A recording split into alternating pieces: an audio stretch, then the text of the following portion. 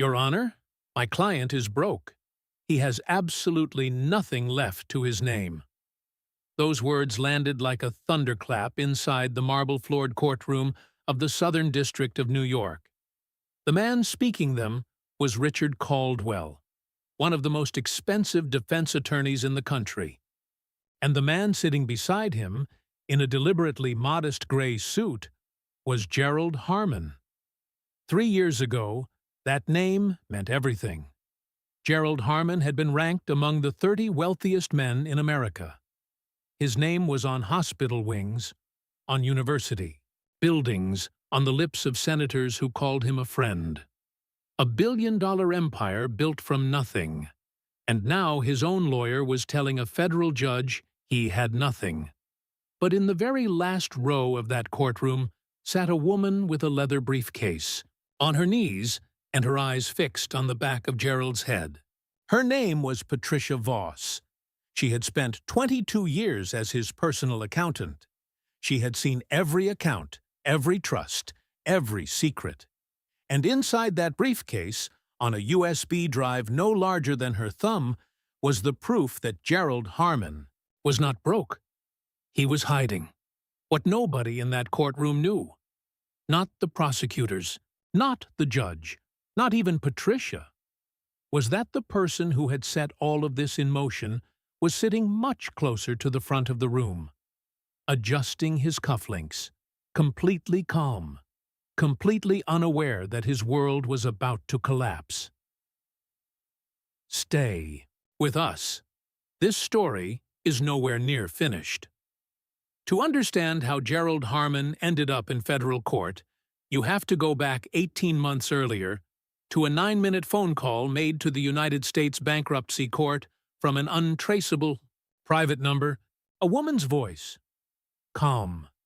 Specific. She gave a name, a case number, and one entity inside the filing she said could be traced to a hidden asset pool. Then she hung up. The call was logged and assigned to a junior investigator named David Osei. He pulled the file on a Friday afternoon with 40 minutes left in his day. Mostly out of curiosity, he never made it to the weekend. What David found was a wire transfer. $47 million, moved from a Delaware holding company, one Gerald had listed as dissolved in his bankruptcy, to a Cayman Islands account registered under the name Thomas Elgin. The transfer date was 72 hours before Gerald's bankruptcy petition was filed. Thomas Elgin did not exist. The name was assembled from a dead man's Social Security number, a forged passport, and a Nevada LLC opened and closed within the same year. The money was real. The man was a ghost. David escalated to the FBI's Financial Crimes Unit within the week. The task force that assembled was small and deliberate. 5 agents, 2 forensic accountants, and a federal prosecutor named Diane Marsh. 15 years of financial fraud behind her, and not a single lost trial. When the file landed on her desk, she read it twice. Then she asked one question. Who set up the holding companies? Because the architecture of this fraud was too precise for one person. Someone with full, intimate knowledge of Gerald's finances had designed every layer of it. That kind of knowledge lived with exactly one person. Patricia Voss had worked for Gerald since her early 30s. She had access to everything: accounts, trusts, offshore structures, investment vehicles. She knew the complete financial picture of his empire in a way that not even his attorneys did. For the first decade, the work was legitimate. Gerald was aggressive in his tax strategy, but aggressive was not illegal, and Patricia was skilled enough to keep everything on the right side of the line. She was proud of what she did. She was good at it. Then the requests started changing. A holding company dissolved on paper, but its accounts quietly redirected. A property sold at a loss that did not match any real transaction. Wire transfers to entities she had never heard of, labeled under categories that sounded routine but could not be verified. Each time Patricia raised a question, Gerald explained it away. Restructuring, efficiency, something the attorneys had recommended. The explanations were always plausible, always delivered without irritation, and always accompanied by a quiet reminder of how generously she was compensated. She told herself it was above her pay grade. She told herself the attorneys had reviewed it. She told herself a lot of things, and each time she accepted an explanation instead of pressing for the truth, it became a little easier to accept the next one. And then, one morning, she received an email with no subject line from an address she did not recognize. Inside was one sentence and a partial ledger she had never seen before. The account numbers were familiar. She had worked with some of them for years. The destinations were not. Money that she had been told was reinvested in domestic real estate had in fact been transferred to accounts that appeared in none of the filings she had ever prepared. She stared at it for 60 seconds. Then the numbers clicked into place and her hands went cold. She deleted the email. She closed her laptop. She drove home and stared at her living room wall for 4 hours. She poured herself a glass of wine. She did not drink, but Patricia Voss was not the kind of person who could unknow something, and what she did next is the part nobody expected. Subscribe to Sweet Justice right now if you haven't already, because this is where the story takes its first major turn, and you do not want to miss it. Patricia did not go to the FBI. Not yet. First, she went back into Gerald's records, her own credentials, a Sunday afternoon, an empty office, and she started looking. What she found over 9 hours confirmed everything the partial ledger had suggested, and then went much further. Gerald had been systematically moving assets for 4 years before the bankruptcy filing. Gradual, deliberate, designed to stay just, beneath every reporting threshold. The vehicles used included several entities Patricia herself had helped establish, believing them to be legitimate estate planning tools. Her signature was on documents she now understood, in a new and horrifying light, were instruments of fraud, and then she found the wire transfer to William Carr. William Carr was a partner at Gerald's law firm, a small, prestigious Manhattan practice. Patricia had sent routine payments to the firm before, retainers, settlement funds, but this wire was different. $4 million, labeled as a consulting fee.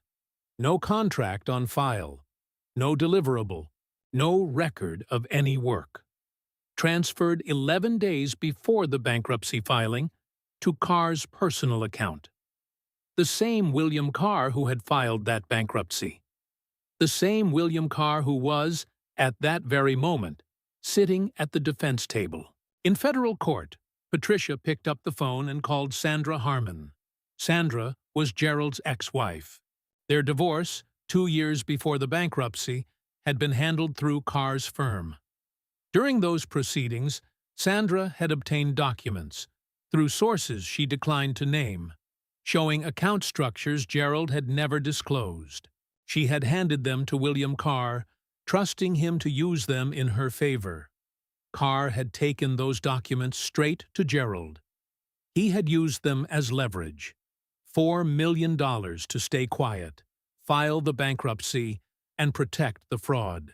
Sandra had figured this out 6 months after signing her settlement. She had spent 18 months trying to surface the truth. She had sent Patricia the email. She had been waiting to see if anyone inside would look. Patricia had looked. Now, she called the FBI. Diane Marsh flew to meet her the following morning. 6 hours later, Diane looked at David Osei and said something she had never said in 15 years of prosecution. "We don't just have a case. We have everything." But there was one more move to make, and Diane was going to time it perfectly. The trial of United States versus Gerald Harmon opened on a Tuesday in January. Gerald entered in that gray suit, sat beside his legal team, and there, at the end of the defense table, adjusting his cufflinks, with the practiced ease of a man who felt completely safe, was William Carr. Patricia took the witness stand on day 3. She walked the jury through 22 years of records, the holding companies, the wire transfers, the Thomas Elgin ghost identity, the offshore accounts that received Gerald's hidden fortune and quietly dispersed it across European real estate and untraceable trusts. She was precise. She did not flinch. When the defense asked why she had signed documents she now called fraudulent, she said simply, "I made choices I regret. I am here because I finally made a different one." The jury watched her the entire time. On the morning of her second day of testimony, a court officer walked a sealed envelope to Judge Foster's bench. The judge read it, called a sidebar. 11 minutes. When the attorneys returned to their seats, William Carr had gone noticeably pale. Diane had filed a motion that very morning to disqualify Carr from the defense. The motion alleged, with full documentary support, that he had received $4 million from the defendant, derived directly from the fraudulent funds at the center of the case. He had a personal financial interest in the outcome. He had never disclosed it. The hearing took place in chambers that afternoon. By 4 o'clock, Carr was off the case. He left the courthouse through a side door. By the next morning, he had retained his own defense attorney. Gerald's new lawyers were capable, but they were working from a deficit no preparation could fix. The trial continued. Sandra Harmon took the stand and told the jury, in a voice that revealed nothing of what it cost her, exactly what William Carr had done with the documents she had trusted him to use on her behalf. The forensic accountant traced every dollar. The FBI agent dismantled the Thomas Elgin identity piece by piece. Gerald did not testify. The jury deliberated for 9 hours across 2 days. They asked to review Patricia's testimony in full. They asked for the wire transfer records reprinted. And in their final note to Judge Foster, they asked for one thing: the photograph of Gerald Harmon's signature on the bankruptcy petition, the sworn declaration that he had nothing. Foreperson Arthur Ewan read the verdict in a clear, steady voice. Bankruptcy fraud, guilty. Wire fraud, guilty. Money laundering, guilty. Obstruction of justice, guilty. Conspiracy, guilty. Gerald stood through all 5 counts without expression. He was sentenced to 26 years in federal prison. William Carr was indicted separately and faced up to 12 years. His law firm dissolved within the month. Federal investigators spent 18 months tracing the hidden assets. They recovered $431 million, real estate in France, accounts in Singapore, trust portfolios across 17 shell entities, and distributed every dollar to the creditors who had been told they would get nothing. Patricia Voss was not prosecuted. She left accounting and has not spoken publicly since the verdict. Sandra Harmon released one statement, 4 sentences. The last one read, "I thought it would feel bigger." It mostly just feels like the truth finally catching up. The man who told a federal court he had nothing had been hiding almost $500 million. He had built something, elaborate enough to fool the world, but he had built it with people. And people, in the end, remember what they signed. This is Sweet Justice. Subscribe to our channel so you never miss a case. Share this with someone who needs to hear it. And stay with us, because the next story is already coming, and it is worth every second of your time. We will see you then.